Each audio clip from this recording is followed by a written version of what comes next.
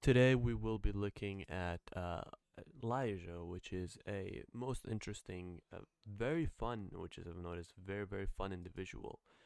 Uh, I should have definitely planned better for this video, but LiJo is another typology YouTuber, which is specifically a OPS technically YouTuber who claims to be a INTJ. I imagine a lot of you people know who she is, know about and have an idea of who she is, and a lot of you know that she claims to be an INTJ. So today we'll be going through two things. One being the three question system I have made to get someone's type, and obviously we'll be going through the OP elimination tool and seeing and trying to find answers to questions and seeing what types we end up with, right? So in terms of OP, right, is she an observer? Is she someone who's balanced in terms of thinking and feeling? Is she constantly having these tidal waves between her intuition and sensing? Is that what we're going to be able to observe as her story?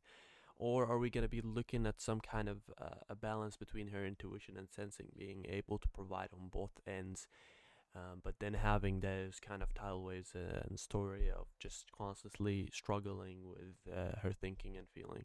Which one of those, right? We could simplify this and dump this down to how egocentric she is, how big of a role does what she want, what she thinks makes sense, how big of a role does her perspective versus the perspective of other people play.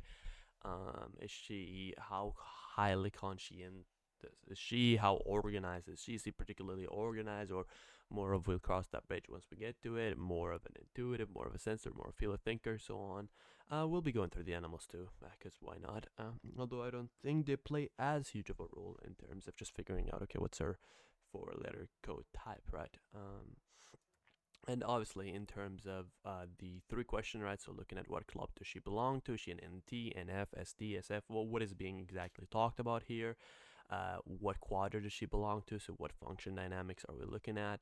And then kind of going back to a little bit more of a classical OP with the whole story things, right? I was seeing the story of an IP, all about me, the tribe sucks, IJ, all control, chaos sucks, all EP, all freedom, control sucks, fuck the matrix, all EJ, I suck, that kind of thing. What story are we looking at? What quadra are we looking at? Oh, then I'm not gonna get too deep into the theory. I will get somewhat deep into it as we go throughout this video, and this would be a bit of a longer video, maybe 20 minutes, something along these lines. And I hope by the end of it we'll figure out what her type is. So yeah, we just have a bunch of questions we need answered, and I hope we find the answers to all of them and find a type by the end of it. We might end up with INTJ. We might end up with something else. So, should we start with one of her interviews, or should we go through one of her quick videos? Uh, how about how about we go through a 6 minute videos as kind of an appetizer? See if we get any kind of information out of it. So since this is a much simpler variation, that's easier. So I guess I'll explain what each one of those means. So NTs are very, let's say, conjectural. They're all about kind of the world of possibilities and what works in that. NFs are, you could call them kind of the hippie group. They're all about what could be and how it relates to their feelings. STs are very practical individuals, all about what works in the real world. SFs are about kind of the valued explicit things of the world, let's say that, right? So first question that they would have to answer is which club of these does she belong to? And then in terms of quadras, what function dynamics are we looking at, right? Here you can read all of these lovely things, but one of the biggest ones to consider is obviously the ESI versus an ISE. Is she being very efficient, just mentioning the big factors and then big picture, or is she going into specifics and relating them to each other, right? TEFI versus TIFE, is her speech considering the, let's say, the values of others and how it makes sense to her, or is it more considering of what generally shown to work for everyone and what she personally values, right? Depending on what variation of answer these questions we get, and I've already told you about the stories, we'll get a type. So let's just start. Hello, welcome back to my channel. If you're new here, welcome. My name is Lindsay, and today I have a video for you on how to tell if an INTJ likes you or not. I was recently requested to make this video to help the world analyze if an INTJ has affinity towards you, because sometimes it's kind of hard to tell. So we're gonna get right into it, and here we go. So I'm gonna address this topic of INTJs liking people as it relates to friendships and romantic relationships, because let's be real, they're really not that much different to us in terms of how we interact with people. So keep that in mind. So I think it's important to start off with the fact that INTJs don't particularly dislike people in a personal sense, and that's because of the fact that we are double deciders. And that means that our TE. So that is most particular, right? So the first thing that I can mention with degree of certainty is her sense of detached rationality, and at least the way she's describing ideas, right? She's not necessarily talking about herself, but here's the thing: if she's talking about, I should start doing this more. I should at least remember to do this more, right? So when she's talking about that type she believes she is, usually what people do is they start talking about themselves. So we could just assume she's talking about herself, and she's describing a individual who detaches themselves from things and tries to look this kind of objective to have this objective view on things, which is most particular with, you guessed it, NTs to a lesser degree STs, and most specifically thinkers, however, as that's kind of what they do, right? So that is already some good sign of her being in one of these two clubs rather than the other ones. And our FI functions, the functions that relate to the tribe, outside world, and the FI, our own selves, our internal worlds, they're right in the middle of our function stack. So we're really easily able to go between people's perspectives, our own perspectives, so we really don't show polarity in this area. So because of this and the functions that we were given, we don't really show extremes as it relates to liking or disliking people. Sometimes we can kind of come off as a little bit hard to read.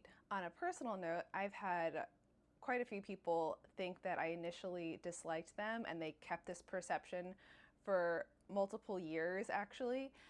But it wasn't true at all. One of the reasons for this is the fact that INTJs like myself, we have FI as a third function, so that's our internal feeling, and we don't have FE at all in our function stack. So we don't really connect on that emotional level like some people are expecting when they're wanting to know if you like them or dislike them. We just really don't show that spectrum the same way. So I was doing my SE research for this video, my due diligence, and I asked a few friends how they knew that I liked them, what signals I was giving off. And the majority of them said that I was not giving off any signals. That seemed to be the overlying answer. Most interesting. We're looking at something more akin to an ISE in this situation. She's not really mentioning multiple things. She's not really going off topic or anything. No one really goes off topic. Let's be honest. But she's not really expanding necessarily on topic. She's just kind of rather much more converging more and more along these lines. And she's just kind of mentioning the main factors and ever so slightly elaborating on them. I'm not particularly highly seeing any NESI axis in here. It seems almost as if everything is kind of OI planned, and it gives off almost these. At times, it gives us these like and Melissa talks kind of like read out a script kind of vibes, which is giving me a hard time trying to read her. And also, I've noticed, well, this has nothing to do with the type, that her facial movements are all almost mechanized, which is something weird I've noticed. But yeah, I don't know. Maybe I'm being over hyper analytical, but I'm also trying to make a video here, which is ever so slightly entertaining. So yeah, maybe giving you insight as well. However, I do think that INTJs give off specific signals, but they are not really the traditional signals that people are expecting to see or necessarily looking for. So we're going to get right into those. Number one, we will sometimes give you a shocking amount of intensity as it relates to personal attention. Please note that this attention is not warm and fuzzy, good vibes. It's not fun feelings. It's not like that at all. Our sort of personal attention is intense, it's sharp, and in some ways it's otherworldly. When an INTJ likes you, it means that they are fascinated by you and your navigation of your human mechanics. We are just intrigued by the overall qualities of your being. Our fascination simply leads to wanting to know more. Yeah, I think I I'm relatively fine with putting her within the NT club. Yeah, I'm quite relatively fine with him putting her within the NT club. Um, Also, I'm ever so slightly confident about her being an ISE, so she's either a beta or a gamma. Honestly, I have to put her as a gamma. I have to put her as a gamma. I'm seeing no FE. She's failing at that FE. Sorry.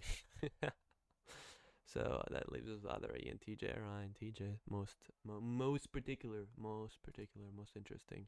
I should say most peculiar. Most particular doesn't really make a lot of sense. And become invested in this entity that is this other human. All right, number 2, we allot some of our sensory time to you. Now, as you all know, time is the most valuable resource. So for an INTJ to take a piece of their most valuable currency. I mean, that'd be a very weird way to go about it, but with the socionics and IDOMs, then I see acts as a whole about time, right? So it's a thing to consider.